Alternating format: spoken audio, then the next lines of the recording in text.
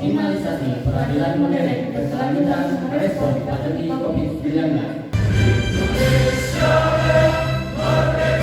Kita selalu mematuhi protokol COVID-19. Ini juga jelasin bersama aja ke bawah tuh.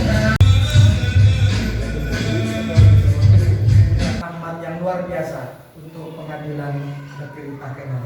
Pengadilan Negeri Takengon dengan pemerintah Kabupaten Aceh Tengah.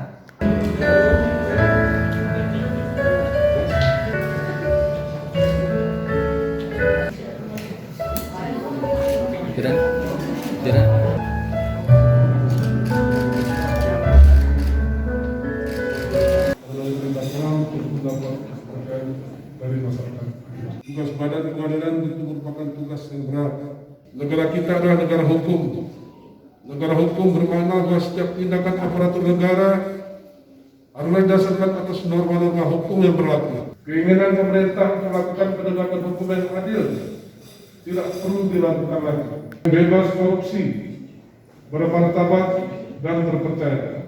Keberanian dan konsistensi segenap jajaran Mahkamah Agung Republik Indonesia.